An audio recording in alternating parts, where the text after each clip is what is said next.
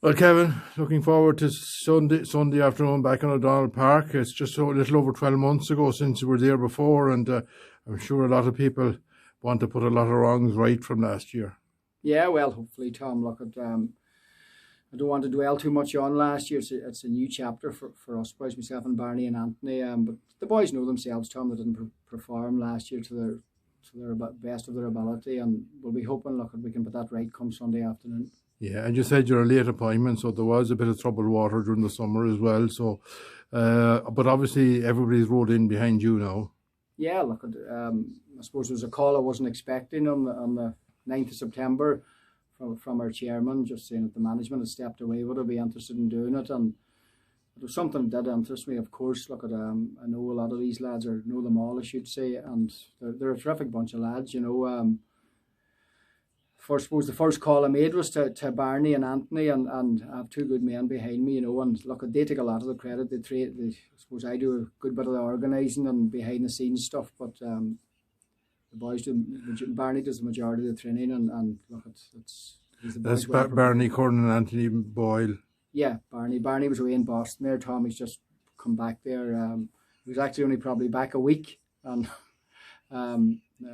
obviously lifted the phone to him one night, and he didn't hesitate. And then Anthony is a wealth of knowledge. Anthony got involved with me under sevens there in Downings, and I could see from the very first training session that he has a lot to offer, and for a man that has probably never coached or done anything at senior level. And I know he's won a championship or two with Killybegs, but the boys have bought into everything he's said and done, and now they're two good guys to have on board with me, you know. So really, you were only in for the championship as such? Yeah, it's just to see what happens. We don't know what's going to happen down the line. But it's only for these 7 or 8 weeks, really, you know. Yeah, caretaker manager, but could be permanent. Well, it's a management team, Tom. I look at.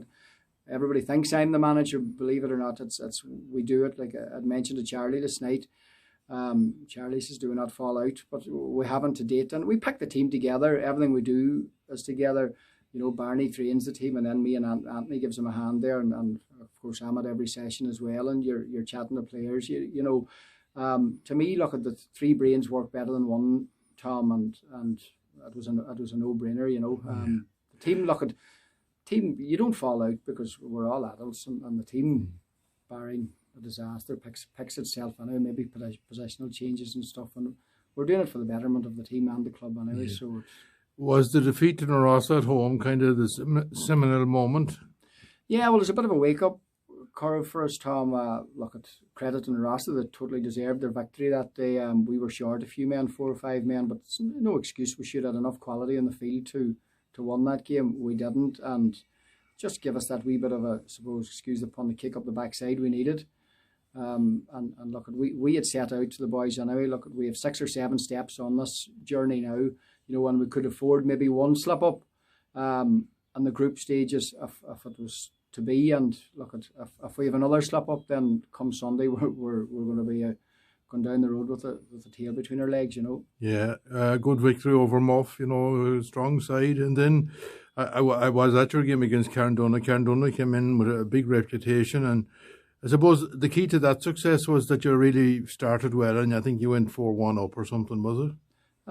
Yeah, well, we had Cairn watched Tom a couple of times, as if we had all teams there, and look, we knew their strengths and their weaknesses, and if, you know, we hadn't been starting well in games, and a good start's vital. I feel, you know, football now, you know, it's broke down into 4 quarters, goes to the water break, and yeah, I think it was 4-2 at the water break. I just wouldn't be 100% sure now. And believe it or not, I've watched the game over and over a couple of times this last week, but just jotting down stuff. But no, look, at a fast start's vital, and Gales will not be easy. Look, we know that.